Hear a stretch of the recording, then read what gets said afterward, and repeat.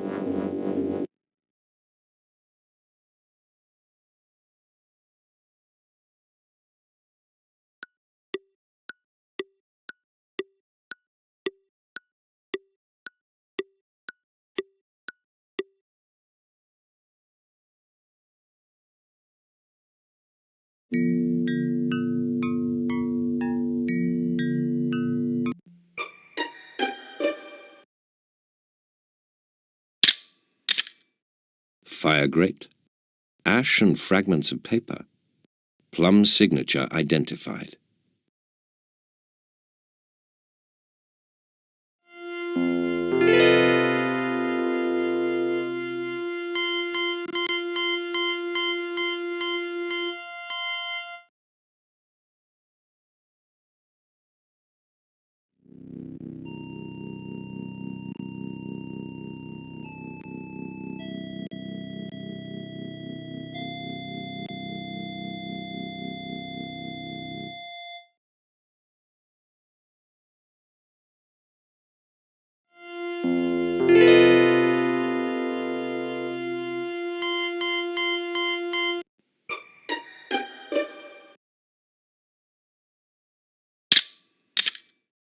A duster from the billiard room pushed down the back of the sofa.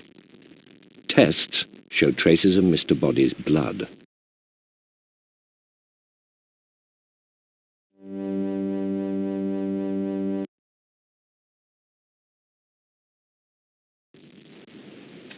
I don't want you involved in this thing, that's all. What, Uncle Body using the Professor's formula, whatever it is? Are you involved with Body? Yes. And it's all going wrong. That's why I don't want you involved. But I am involved. I don't care what you've done. All I can tell you is that if Body double-crosses me, we're going to lose the money we need to get married. If I'm still here to get married. I've got to find out whether Plum kept any records of his formula or of the first rubies he made. I can't trust Body if anything goes wrong and Plum gets the police involved. Just tell me what to do. Nobody is going to harm you. If Plum gets to those rubies first, then there's only one way left to stop Body from taking me down with him.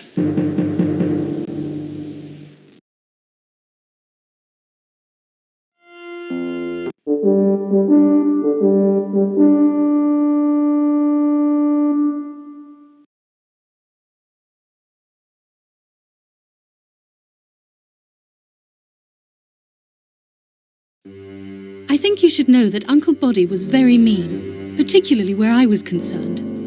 He had complete control of my trust fund and wouldn't release a penny more than my allowance. I think he thought it was funny. Anyway, Mr. Green and I wanted to get married, and he thought that he could come up with a scheme which would bring a fast profit. I really don't know the details, only that it involved Uncle Body, who was going to double-cross Jonathan, and he really didn't know what to do. There's bound to be something I've forgotten, but I can't tell you any more at the moment.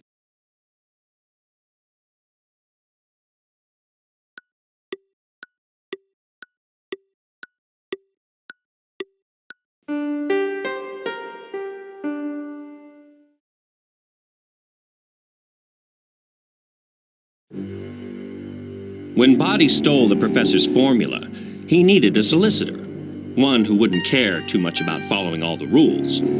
I found him, Reynolds, and the patent went through without a hitch. Then Body decided to double-cross me, and it appeared there was nothing I could do. To make matters worse, Mrs. White had evidence that Plum's formula was the original one, and if that ever got out, Body would have been in trouble. But he threatened to take me with him. I don't know whether Mrs. White did anything with her evidence. Perhaps that's what happened.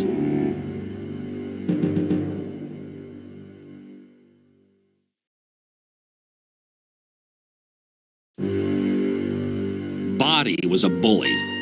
He made promises, then managed to wriggle out of them by his own form of blackmail. I helped him with the rubies deal, and he had promised me 10%, which could have amounted to a lot of money. I needed that money because I wanted to marry Miss Scarlet. She couldn't get hold of her money, but that's for her to tell you. I did say something to Miss Scarlet about getting rid of Body. I hope I didn't give her the wrong impression. But I have an alibi for the whole period. I was in the lounge with Mrs. Peacock and Miss Scarlet, hoping for a game of cards. Then eventually I went along to the conservatory. Plum came in just after me, followed by Mustard. And that's it.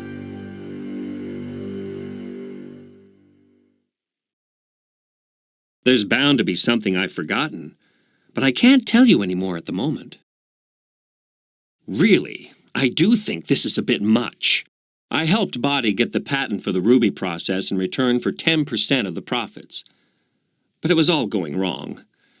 At least I have an alibi. I was with Mrs. Peacock and Miss Scarlet in the lounge. When the ladies left, I went down to the conservatory. Plum followed me in, and after a while, Mustard joined us. Body had double-crossed me. But that wouldn't have made me murder him. To make matters worse, Mrs. White had the evidence that Body had stolen the formula.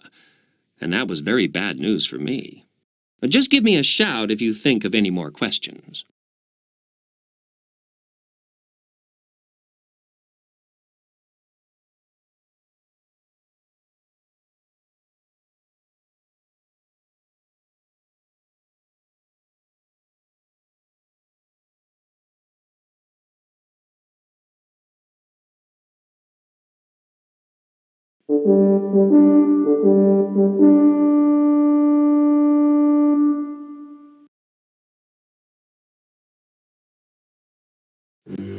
This is going to sound terrible, but I'm glad Uncle Body's dead. You see, he was hurting so many people, and there seemed to be no way out. Mr. Green hinted that he could have gone to jail because of his involvement, and he even hinted that there was only one way out. But it couldn't have been him, I'm sure. After dinner, we were hoping to play bridge in the lounge, but there were only 3 of us, Mrs. Peacock, Mr. Green and I. The Colonel usually made up the fourth, but he didn't turn up. After a while we all wandered out. Mrs. Peacock left first and I followed. I noticed she was in the study with Mrs. White, so I joined them there.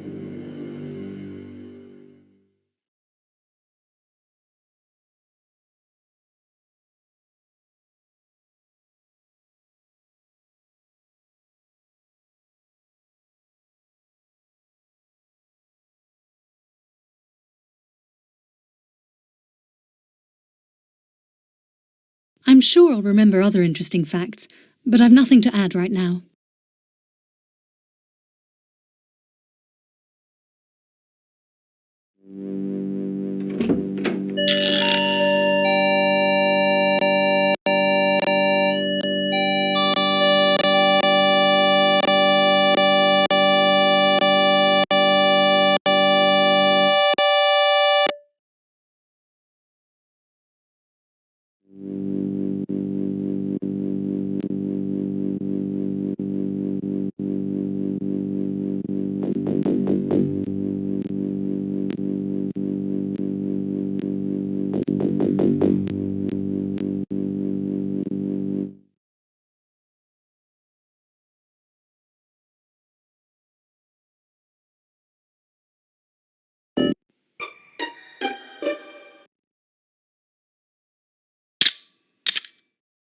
The cookbook contains a carbon copy of a letter from Professor Plum to Mr. Body, accompanying the prototype synthetic rubies.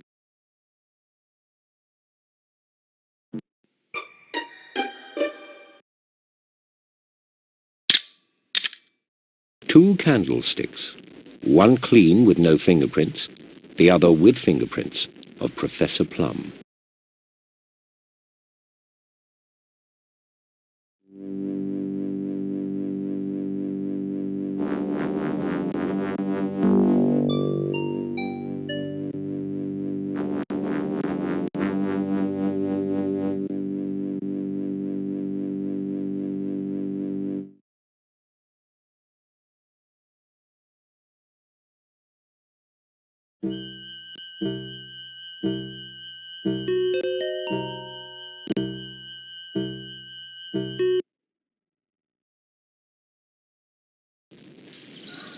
I don't suppose old Plum would have ever gone ahead with this ruby business if he'd known the trouble it was going to cause. Well, don't start blaming him for what Mr. Body's done. Nobody forced Mr. Body to steal his idea, did they? Now, why don't you stop worrying about whose invention it was and do something useful? You can get me some string from that cupboard. Hardly affects you, does it? Doesn't affect me. Well, you people never did look beyond the end of your noses, did you? I know more than you think about the professor's invention. I'm sorry, I didn't mean to. You see, I helped the professor write that letter to Mr. Body. I typed it for him. The letter with the formula in it. I kept a carbon copy of that letter. Where is it? Can I see it? No, you may not see it. But it's safe. I shall choose the time when it's right to use it.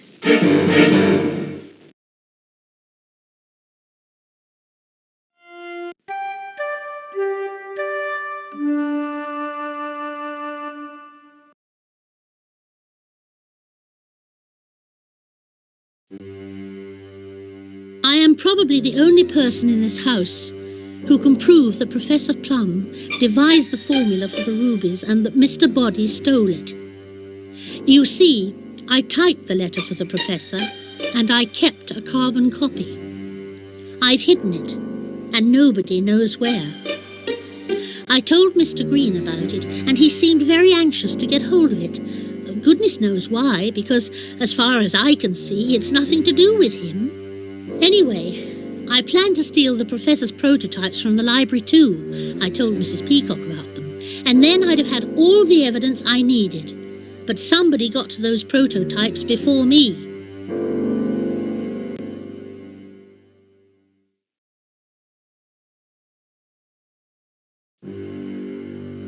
Everybody assumed that it didn't matter to me about the rubies.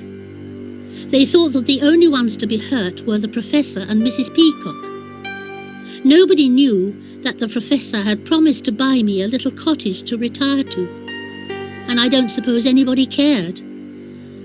You'd have thought that it didn't matter much to the Colonel either, but I expect he was thinking about Mrs. Peacock. Thinks a great deal of that lady, if you ask me. Anyway, that's the only explanation I can come up with for what he was doing, marching down the corridor, brandishing a huge piece of old pipe. He was heading for the library.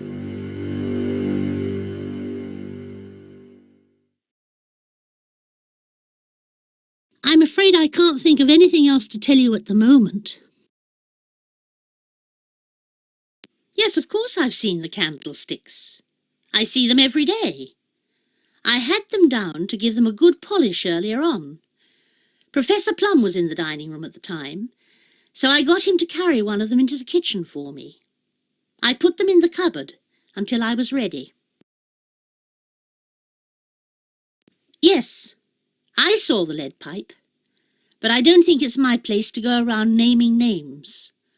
All I will say is that I saw it with a gentleman going towards the billiard room.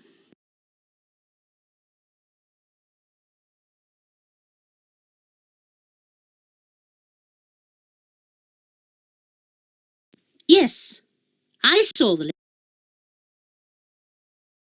Yes, and there's nothing odd about having rope around the place. I have some in the kitchen cupboard. In fact, when I asked Mr. Green to bring me some string to tie up the rubbish I was throwing out, he got me the rope instead. I think it's still in the dining room.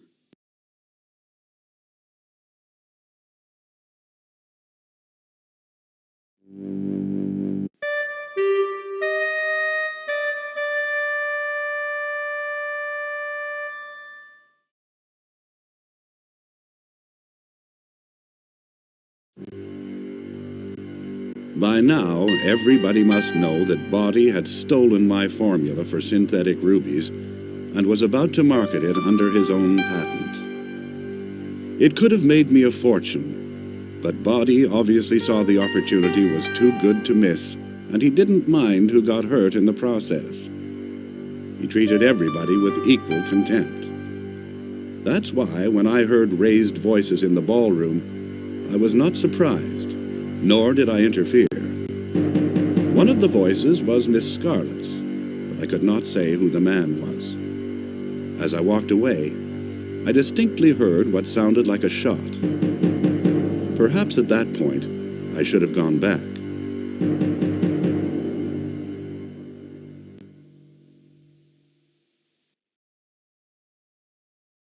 I'm afraid I can't think of anything else to tell you at the moment. Yes, Mrs. White dragooned me into carrying one of them from the dining room to the kitchen. She was in the middle of spring cleaning, I think. I took it into the kitchen. That's all I can remember about it. Yes, Mrs. White. You really do ask the most extraordinary questions. If I were about to kill Body, the last thing on earth I would use is a lead pipe. Think of the mess. I would surely use something a little less primitive. Well, to answer your question, I have not seen a lead pipe. No, I have not seen any rope. It's hardly the kind of thing Mrs. White would allow in her domain, is it? She's far too house-proud to allow great hunks of rope to float about the place. If there was any, it would have been in a cupboard somewhere. No, I have no recollection of seeing a gun this weekend. I do believe it's the kind of thing I would have noticed, had it been in the vicinity. However, I am now certain that I heard a gun being fired in the ballroom. I'm sure I'll remember other interesting facts, but I've nothing to add right now.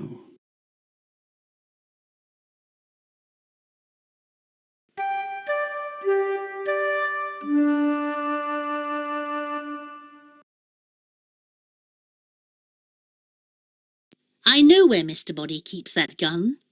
but I can't remember seeing him with it for ages now. He'd go for weeks without using it, and then he'd use it for 2 or 3 days at a stretch. Target practice, he used to call it.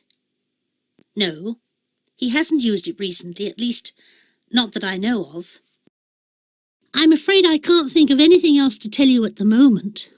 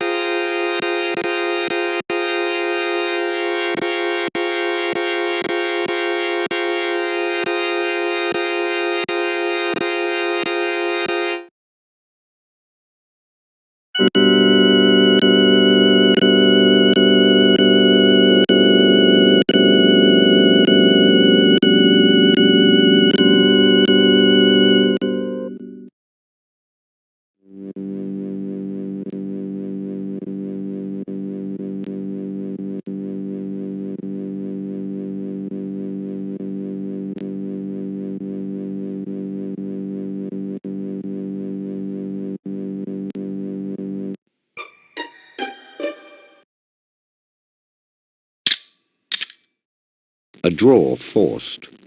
Inside, a damaged presentation box containing prototype rubies. Fingerprints, Professor Plum.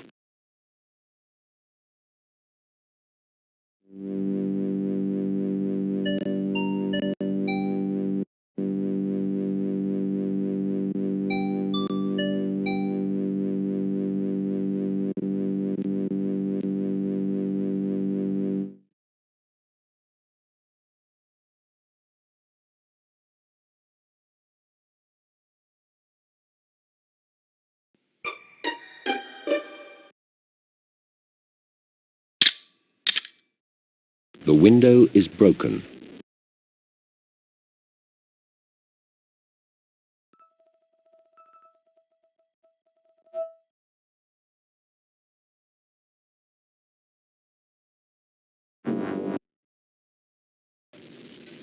You know these rubies are identical to the ones I sent you with a formula. How could you say they aren't? They're exactly the same. Really, Plum, you are slow on the uptake. Your ideas didn't work in production. Your rubies were a fluke, a one-off. I had to chuck out most of what you did. I gave you my formula in trust, buddy. You said you'd get one of your people to look it over and see if it was viable.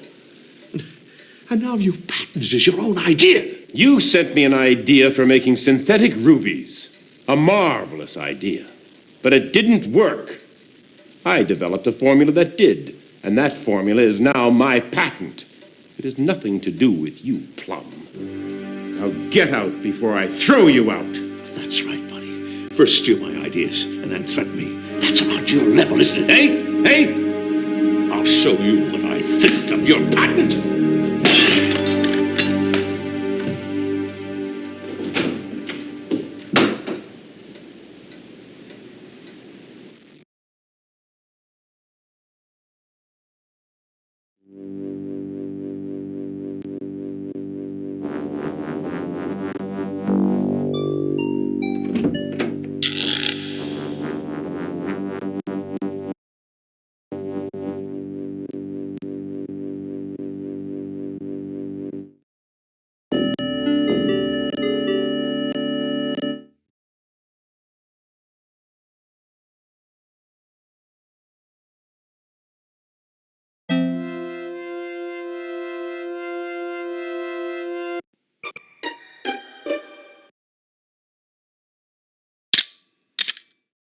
A stain on the floor.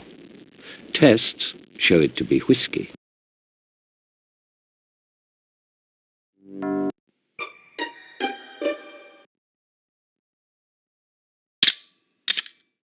A stain. Tests show it to be Mr. Body's blood.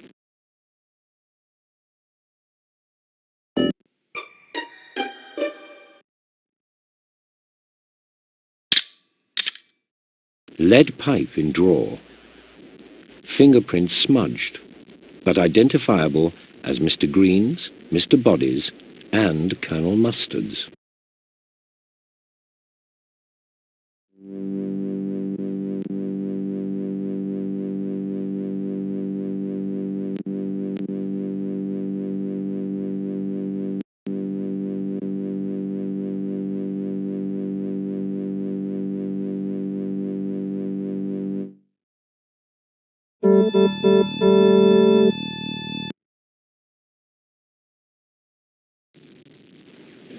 Remember what I said, Green? I just want to make sure that Mrs. Peacock comes out of this in one piece. If she goes broke because of something Body does, I'm sorry, I can't help. On the contrary, my dear chap. I believe that you can help. Didn't you help Mr. Body find Reynolds, his solicitor? And I know that Reynolds is a crook. What's that got to do with me? I'll tell you exactly what it's got to do with you. You are mixed up with Body in this patent business, aren't you? Are you threatening me, Colonel? No, my dear chap. I just wanted to make absolutely certain that we understood each other. It is rather complex, isn't it?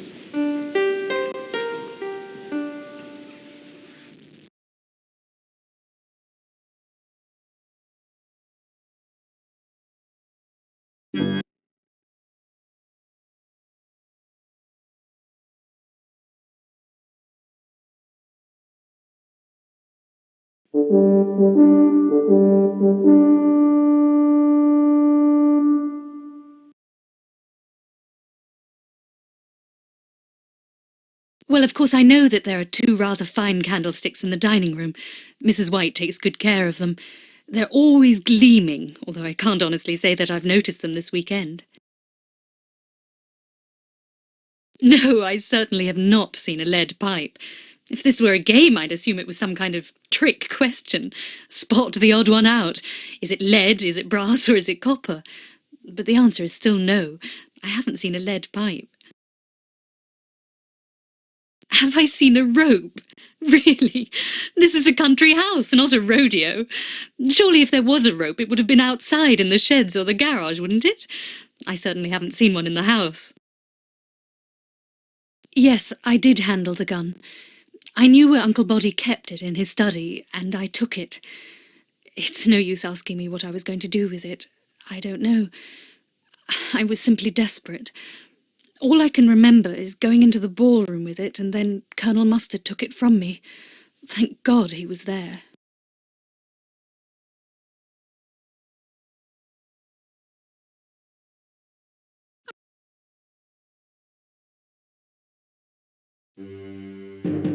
I think that Uncle's lack of concern for anybody at all, even his family and those who cared for him, drove me to the point when I could have killed him.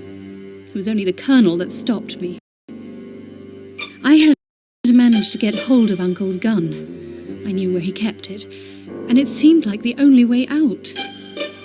The Colonel tried to talk some sense into me, but in the end he had to wrestle the gun away from me. It even went off. I think the Colonel was keeping an eye on all of us, actually. I saw Mrs. Peacock in the library. She was using a big knife to break open the cupboard. I would have stopped her, but when I saw the Colonel in the shadows, I left. He always had her best interests at heart.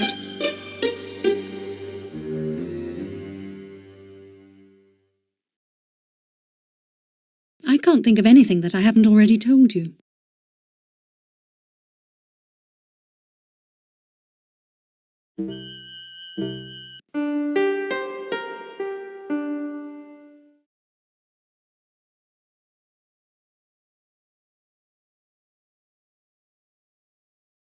Yes, I saw the professor skulking about the corridors with a knife. He came creeping out of the study like some stage villain, looking unbelievably furtive. I haven't got the faintest idea what he thought he was up to. Something silly, no doubt. Yes, I saw the gun in the ballroom. In fact, I handled it. The thought did cross my mind that I could use it, but I don't have the stomach for that kind of thing. In the end, I left it there. There were 2 expensive-looking candlesticks in the dining room, but beyond seeing them there, I can't remember anything about them. I'd better tell you that Body more or less threatened me with a lead pipe in the hall. He made some remark about me wanting to kill him with it, presented it to me. I threw it back in the cupboard. Somehow, I don't think that Body was joking. I was about to say no, but I've just remembered. Mrs. White asked me to get some string from her cupboard when I was in the kitchen. But of course, I got it wrong. I took it into the dining room and gave it to her, but she wanted string, not rope. I've nothing to add at present.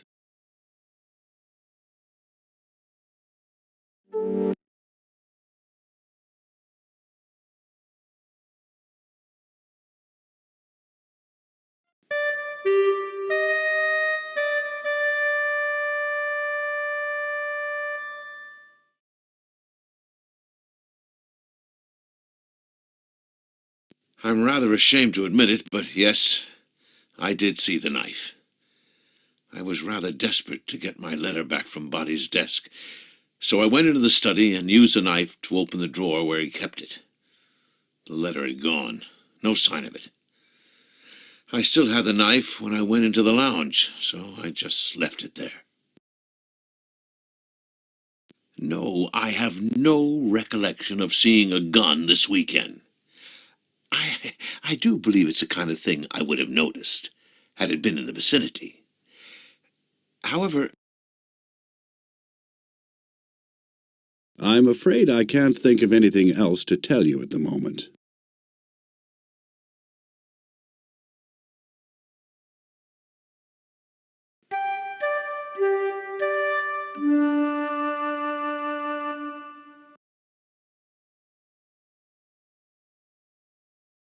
I haven't seen any knife, unless you count the ones in the kitchen. They're the only ones I see regularly, although I don't suppose you mean them. I know where Mr. Body keeps. I'm sorry. That's about it for the present, I'm afraid.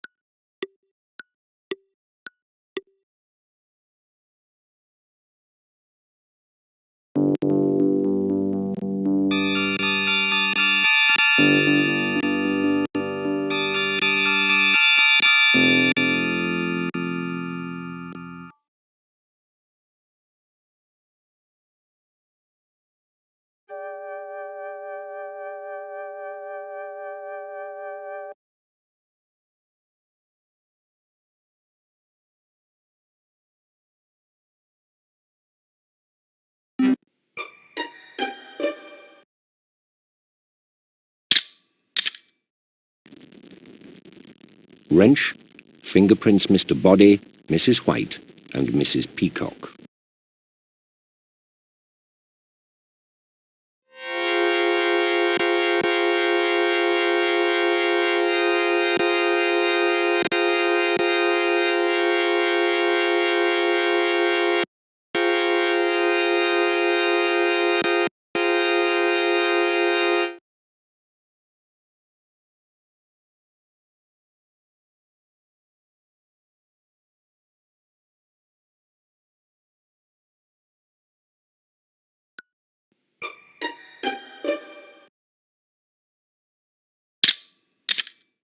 A stain on the floor.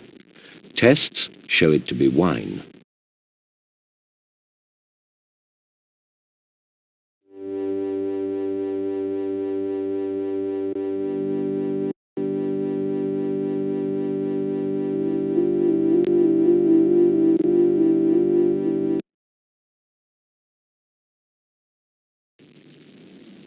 Well, well, well, what have we here? The old Chateau Lafitte. You ever tried this one, Green? Look, Body, you promised me 10% of the sales of those rubies. You can't back out of it now. 10%? I don't recall any 10%. Don't treat me like one of your yokels, Body. Without me, you never would have patented that formula. And who found a solicitor that was even more crooked than the patent? If it hadn't been for me, even Plum would have seen what was going on, and he'd own the patent now, not you. So, don't get too clever with me, eh? And what would you do if I did get clever, eh, Mr. Green? Go to the police, who would surely lock you up, or go to Plum, who would then call the police. Or perhaps you might consider a more extreme solution. You won't double-cross me, Body. You wait and see.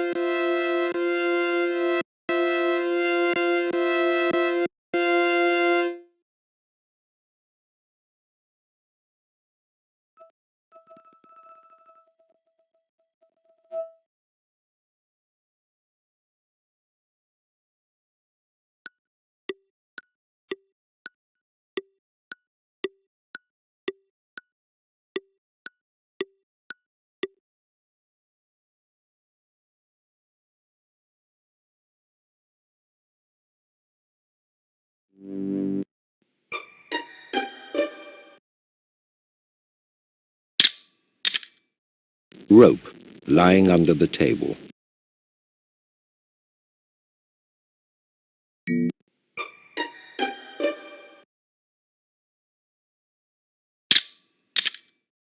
There is a safe concealed in the sideboard, but there is nothing of interest in it.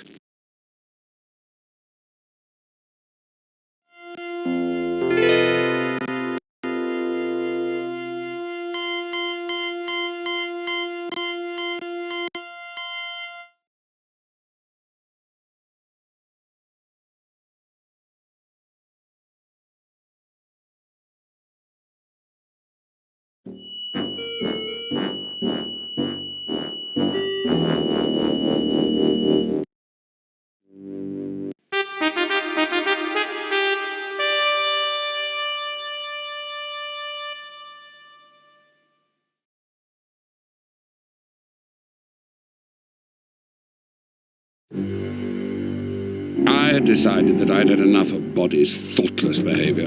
What he did to Plum was disgraceful, for Plum can fight his own battles. It was the shabby way in which he treated Mrs. Peacock that I found intolerable. Now, I decided to have it out with him. I even picked up a piece of lead pipe to take with me, although what I was planning to do with it I couldn't tell you. I knew Boddy would be in the library, so I marched along there. But when I arrived, he was involved in what sounded like a serious conversation with Mrs. Peacock. I got the distinct impression that I should not intrude. So I beat a hasty retreat.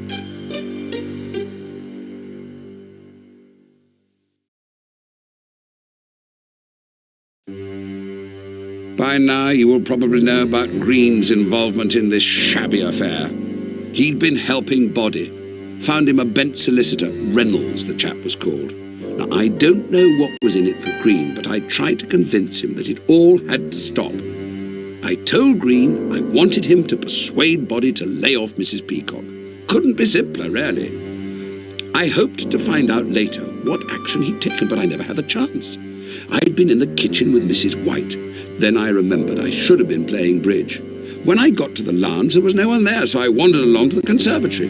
Green was there, but so was Plum. So I never got an opportunity to ask him what he'd done.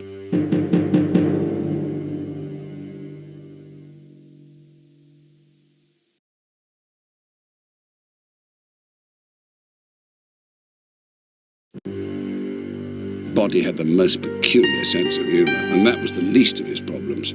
I saw him in the lounge, bending over the fireplace and burning a document. Perhaps not too odd in itself, but why he found it so amusing I couldn't say. Nobody found him amusing, I can assure you. I actually had to prevent his niece, Miss Scarlett, from going after him with a gun earlier in the day. Extraordinary as it may seem, she was just wandering into the ballroom with it, looking dazed. Thought she might have had a shot at him already, but apparently not. Anyway, I managed to wrestle the thing off her. We had a bit of a tussle, actually.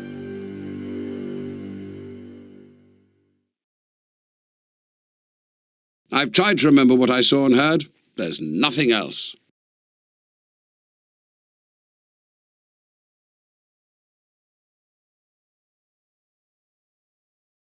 Rope?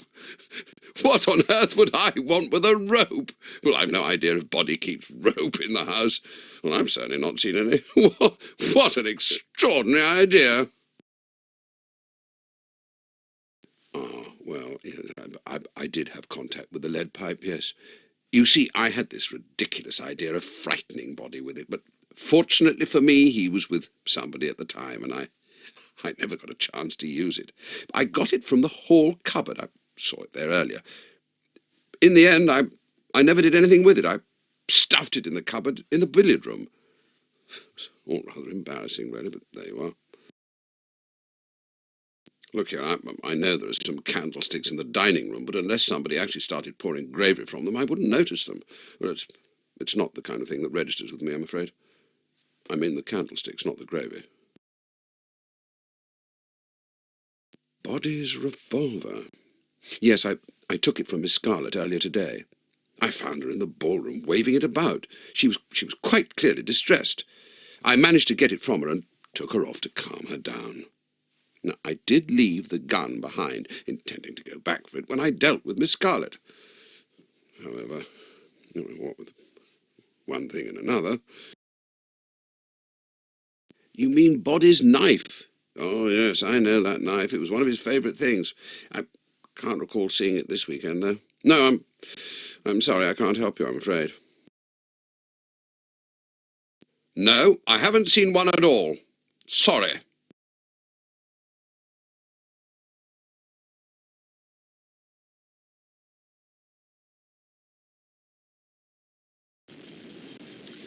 Come on, Professor. It's no use standing there feeling sorry for yourself.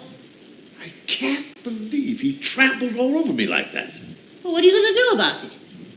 But you know, that man still had the letter with the details of my formula. He had the nerve to wave it in front of my face. Well, why don't you get it back? That way you could prove that the formula was yours. He's got it locked away in the study. Oh, come on, Professor.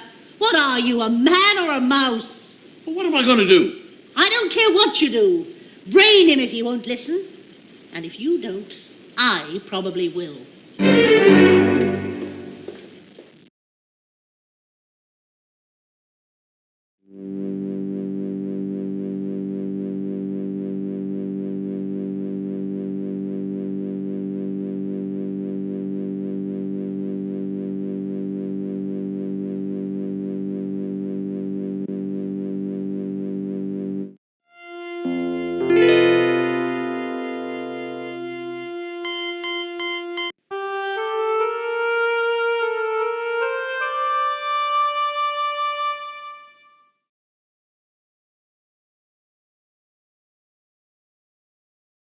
I will not deny that I did threaten to kill Body. Predictably, he just laughed at me. We were in the library and he had just shown me Plum's original rubies. I picked up a suitable weapon just lying on the bookcase, but I'm afraid I would not have stood a chance against Body. I am not surprised that somebody did kill him, though. In fact, I thought it might have happened earlier. I was just passing the study when I heard a tremendous shout. I glanced in, and there was the professor with his head in his hands. A window was smashed too. Only Body, as usual, appeared to have anything to smile about.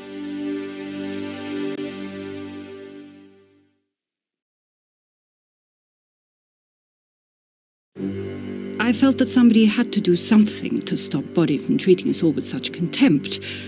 I knew he kept Plum's prototype rubies in the library. He had boasted to me about them earlier. I just hoped he had put them back. I broke into the cupboard, and the rubies were there, so I took them and hid them in the conservatory. Mrs. White apparently had the same idea, but I felt they were safer in my hands than in hers.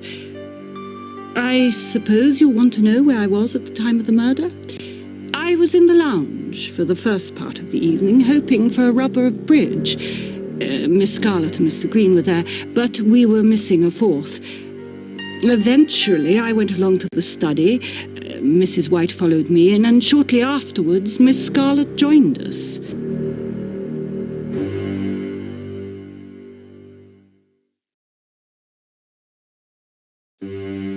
I'm sure you must have realized by now that Body was poised to ruin my whole life with this wretched rubies business.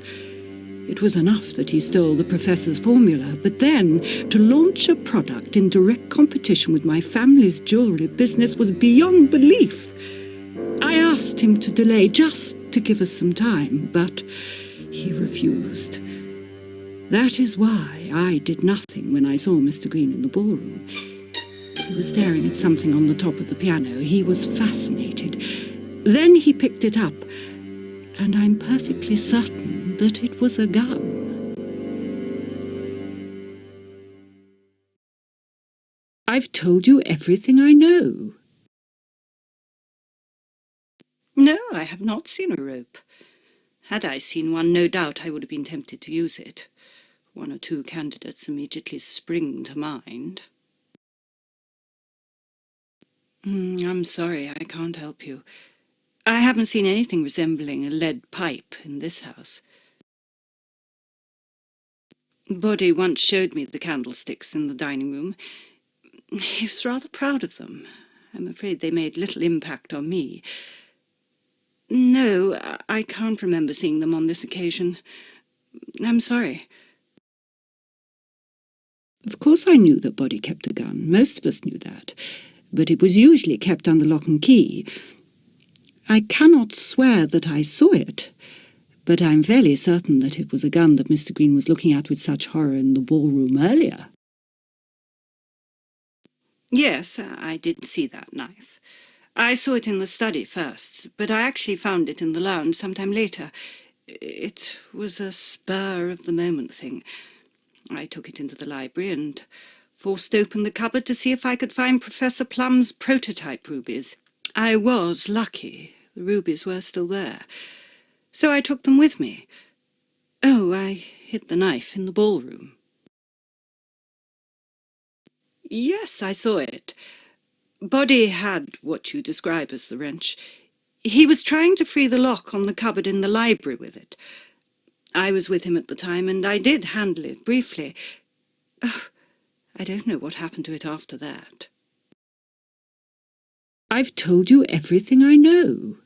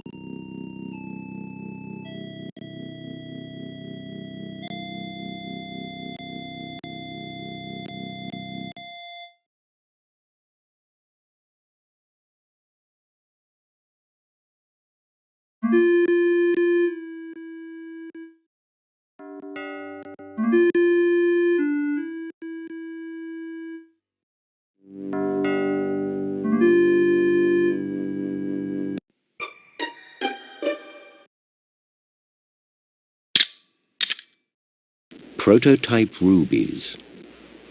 Fingerprints, Mrs. Peacock and Mr. Body.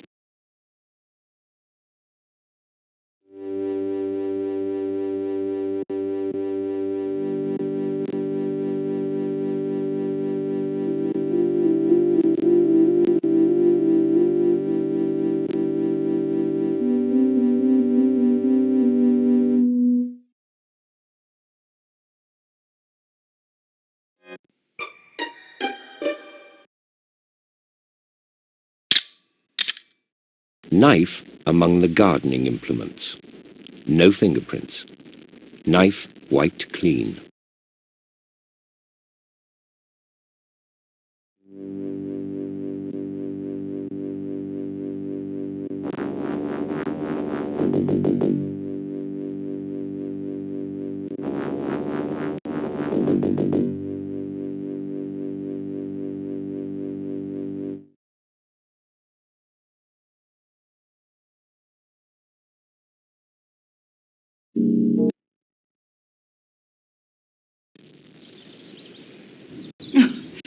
You simply don't understand, my dear.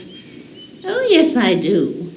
I see you all moping around, wrapped up in your own problems. And not one single one of you ever thinks what's going to happen to me.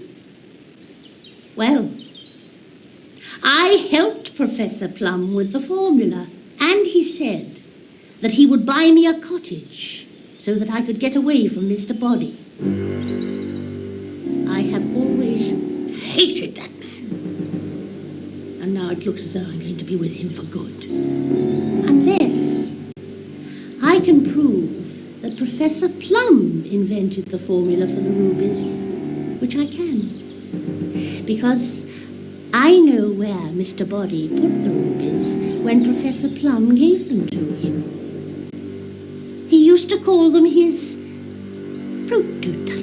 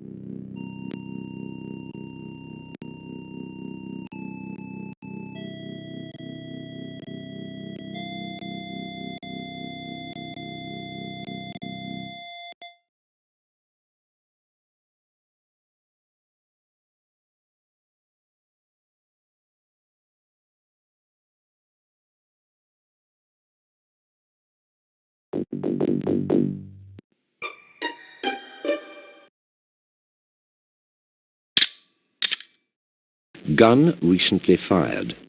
Fingerprints Mr. Green and Colonel Mustard.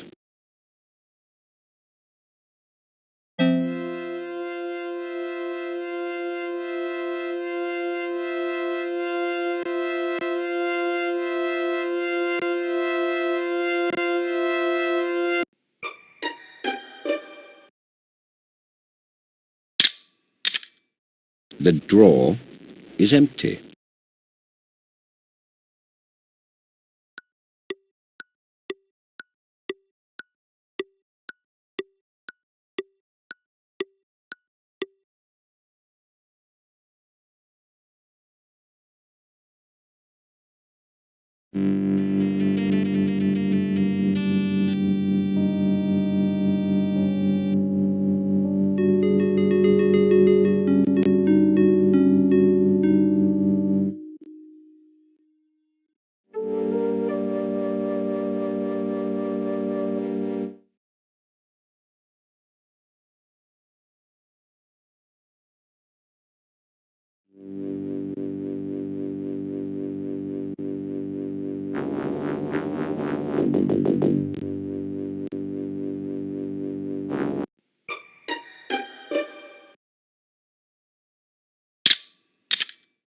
a single bullet hole.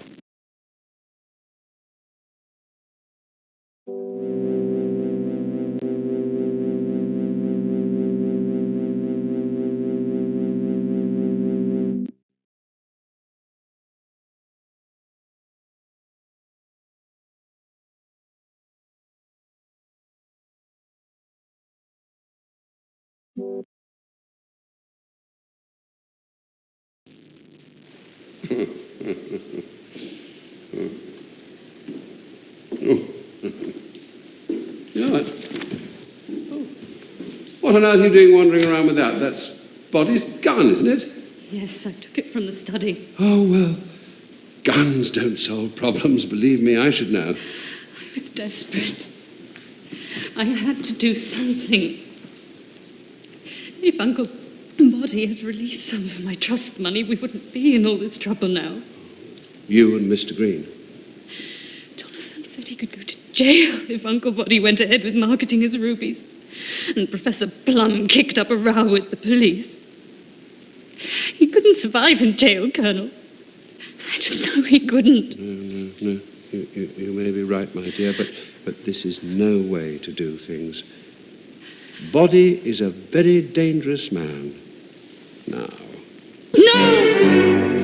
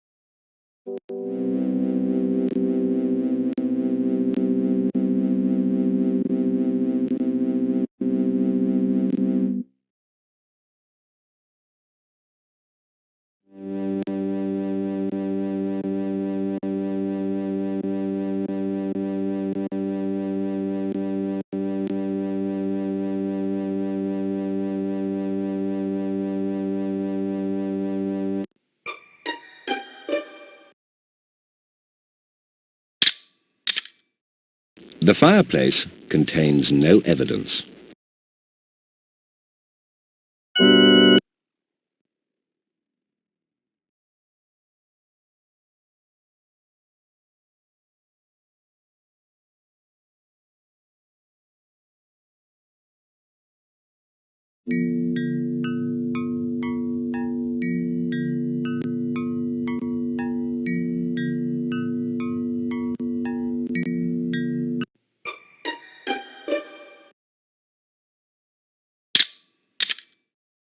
Lock forced.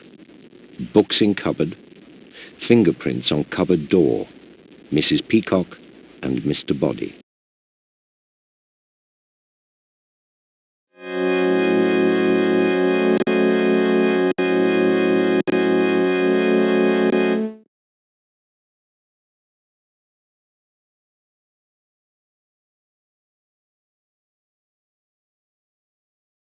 The fireplace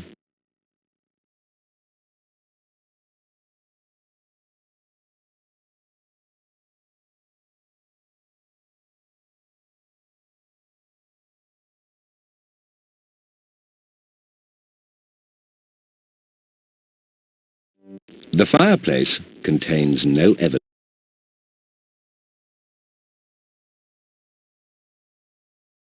The fireplace.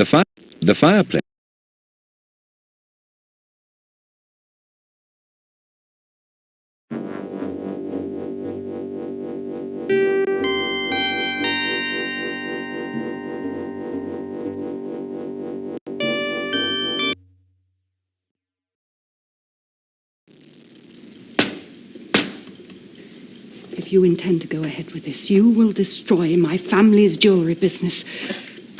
As a gentleman, you owe it to me. Oh, don't beg. It doesn't suit you. I knew I had Plum's rubies somewhere. Rather good, aren't they? You rat, Body. You told me the professor's formula was worthless, and all the time you've been working on it for yourself. If you don't give me these 2 weeks, you'll destroy us. And I'm not about to let that happen, I can assure you. Bravely said. That's the spirit I like to hear. Will you hold back? No. If I were a man, I would kill you now.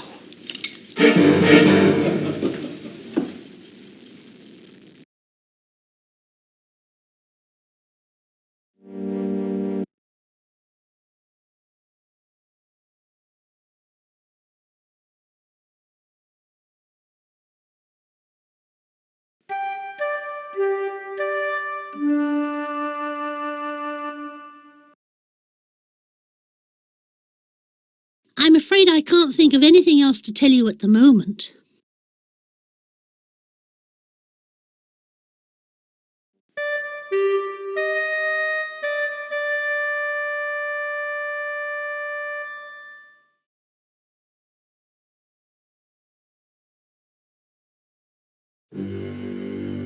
I think I can honestly say that I am normally a peace-loving man, but I lost my temper in a way which I will never forget. I was in the study with Body. He was gloating over the rubies and saying that my formula wasn't in the same league as his. Anybody could have told you that he was lying, but I had no proof. I'm ashamed to say that I picked up the box of rubies and hurled it through the window, shattering the glass. I even thought at one time that Mrs. White had the best idea. You know, she suggested that I should kill Mr. Body, don't you? Or at least that's what I thought she meant.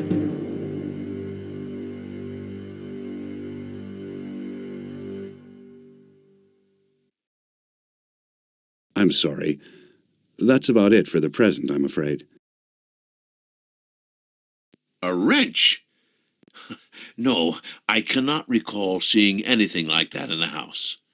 You do mean a wrench, an adjustable wrench? Although I suppose it makes little difference if you're hit over the head with it.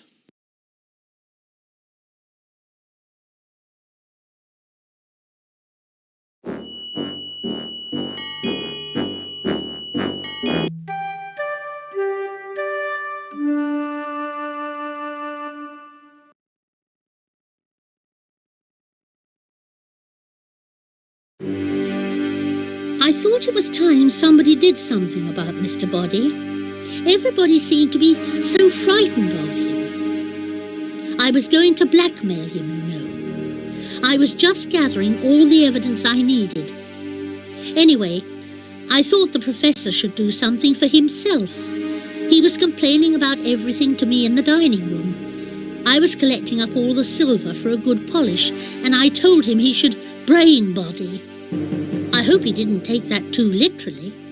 Anyway, it could have been him, because he was with me in the kitchen for a while, but then he wandered off. I went down to the study, and I saw Mrs. Peacock there. Miss Scarlet came in straight after, and that's where we stayed.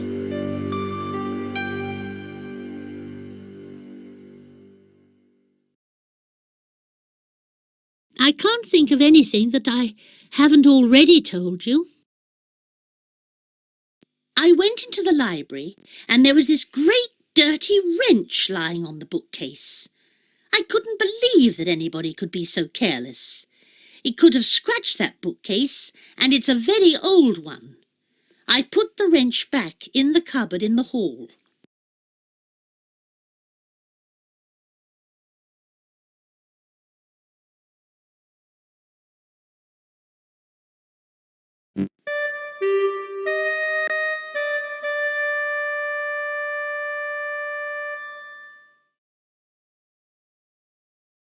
I'm sure I'll remember other interesting facts, but I've nothing to add right now.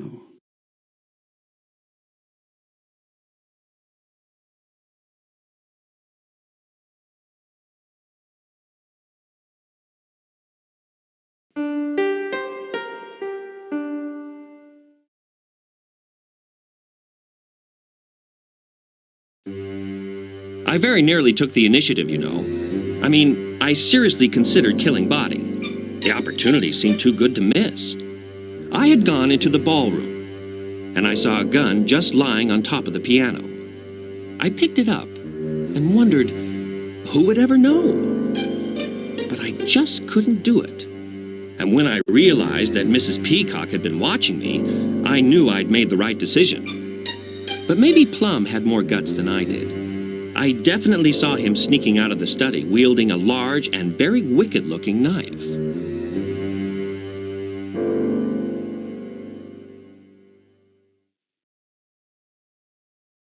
That's it, I'm afraid. I don't know anything else.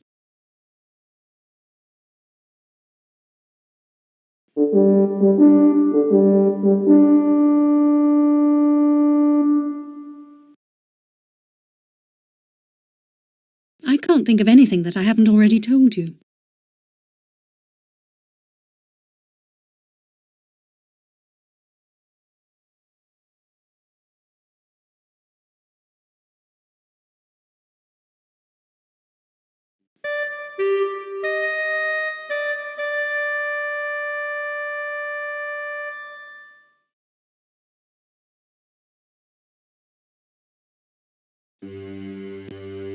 In one last attempt to prove who owned the rubies, I now must admit to adding breaking and entering to my list of crimes. I took a big knife of Body's and broke into the desk drawer in his study. I was looking for my original letter, the one with the formula for the rubies. It was there earlier because Body had waved it under my nose. Anyway, the letter had gone. But in case you're wondering if I murdered Body, I should tell you that I began the evening with Mrs. White in her kitchen. After a while, she decided to see if anything needed doing, and we both left. I went down to the conservatory. Green was there, and after a short while, Mustard joined us. We stayed there until we heard the news.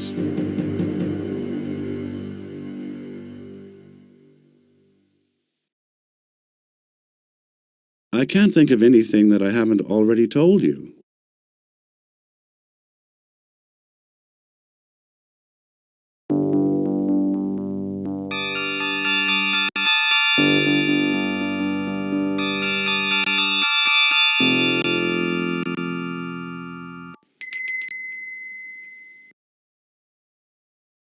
You think the murder took place in the kitchen? But who?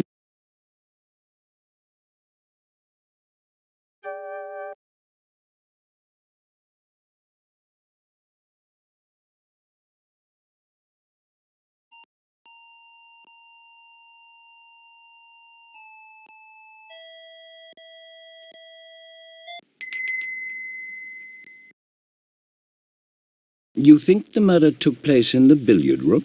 But who was the murderer? Which weapon do you think they used? And this is your accusation? You think the murderer was Colonel Mustard in the billiard room with the knife?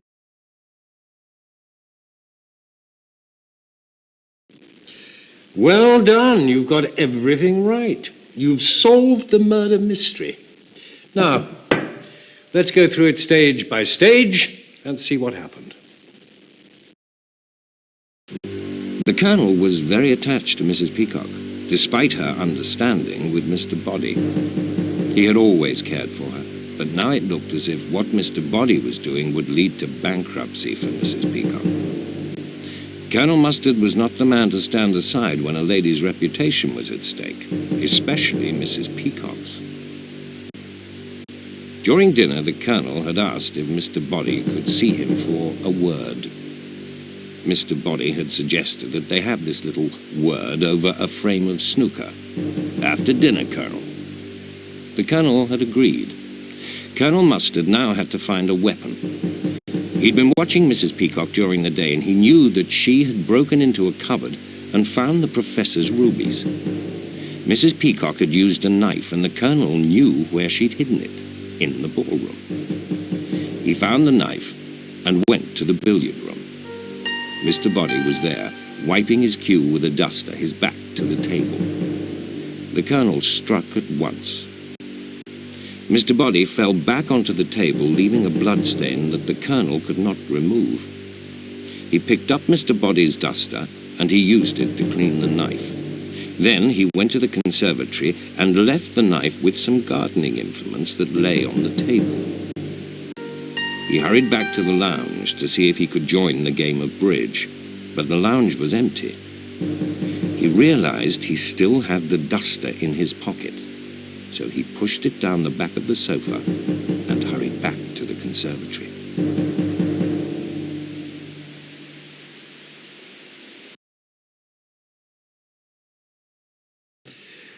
And that is how Mr. Body met his end. Why not come back and try to solve the next murder mystery at Arlington Hall?